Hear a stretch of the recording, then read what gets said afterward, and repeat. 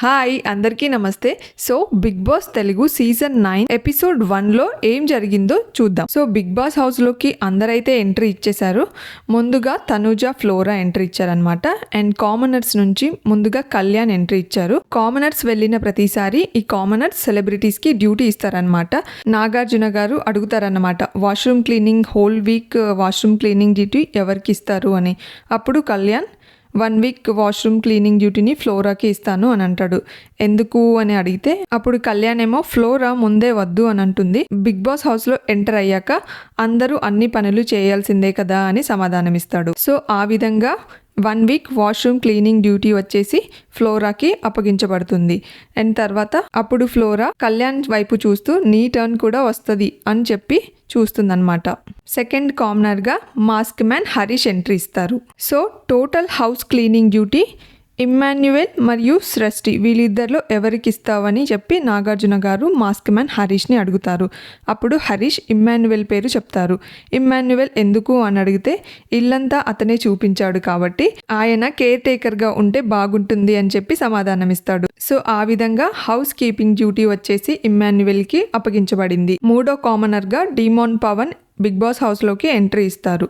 So demon పవన్కి Bharani ఇంకా రీతు చౌదరి వీళ్ళిద్దరిలో కిచెన్లో గిన్నెలు కడిగే బాధ్యత ఎవరికి ఇస్తావని నాకు సార్ అడిగితే పవన్ ఏమో రీతు చౌదరి గారికి ఇద్దామనుకుంటున్నాను అని చెప్తాడు. ఎందుకు అని రీజన్ అడిగితే I just want to see అంటే ఎట్లా చేస్తారో చూద్దామని అనుకుంటున్నానని సమాధానం ఇస్తాడు. నెక్స్ట్ నాలుగో వ్యక్తిగా కామనర్స్ నుంచి శ్రీజ బిగ్ బాస్ హౌస్లోకి ఎంట్రీ ఇస్తారు. అప్పుడు నాగార్జున గారు శ్రీజతో రాము రాథోడ్ అండ్ సంజన వీళ్ళిద్దరిలో మొత్తం బిగ్ బాస్ హౌస్లో ఉన్న 15 మంది బట్టలు వాష్ చేసే డ్యూటీ ఎవరికి వేస్తున్నావు అని అడిగితే శ్రీజ రాము రాథోడ్ పేరు చెప్పింది.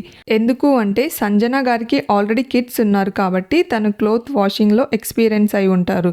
సో రాము గారు మాలానే యంగ్ కదా, సో ఎలా వాష్ చేస్తారో చూద్దామని ఈ డ్యూటీ రాము రాథోడ్కి ఇస్తున్నాను అని చెప్తుంది. అప్పుడు నాగార్జున గారు నువ్వెలాగో పాటలు పాడతావు కదా, పాటలు పాడుతూ వాష్ చేసి అలాగే శ్రీజ క్లోత్స్ మీద కొంచెం స్పెషల్ ఇంట్రెస్ట్ పెట్టమని సెటైరికల్గా అంటారు. నెక్స్ట్ కామనర్స్ నుంచి 5th కంటెస్టెంట్గా ప్రియా ఎంట్రీ ఇస్తుంది. ఆ తర్వాత కామనర్స్ నుంచి 6వ కంటెస్టెంట్గా మనీష్ కూడా ఎంట్రీ ఇస్తాడు. సో నాగార్జున గారు డ్యూటీ రాని వాళ్ళని నిలబడమంటే రాని వాళ్ళంతా నిల్చుంటారు. సో వాళ్ళలో ఒకరికి కుకింగ్ డ్యూటీ ఇవ్వమని ప్రియాని నాగ్ సార్ అంటే కిడ్స్ ఉన్నారు కాబట్టి కొంచెం ఎక్స్పీరియన్స్ కూడా ఉంటుంది కాబట్టి సంజన గారిని సెలెక్ట్ చేస్తారు. ఈ విధంగా అందరికీ డ్యూటీస్ అప్పగించడం అయిపోయిన తర్వాత నాగార్జున గారు సీజన్ 9 అంటే double house and double doors అని ముందే చెప్పాను కదా, 2 ఇల్లులు ఉంటాయని షాక్ ఇస్తారు. ఒకటి మెయిన్ హౌస్, ఇంకొకటేమో అవుట్ హౌస్. మెయిన్ హౌస్లో అన్ని లగ్జరీస్ ఉంటాయి. మెయిన్ హౌస్లో ఉండే వాళ్ళని ఓనర్స్ అని అంటారు.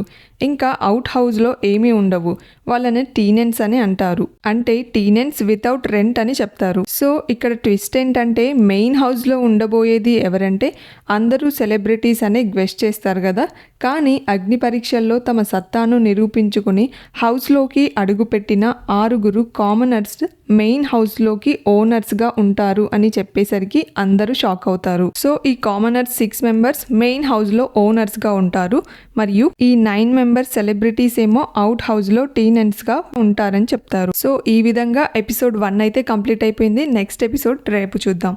Thank you for watching.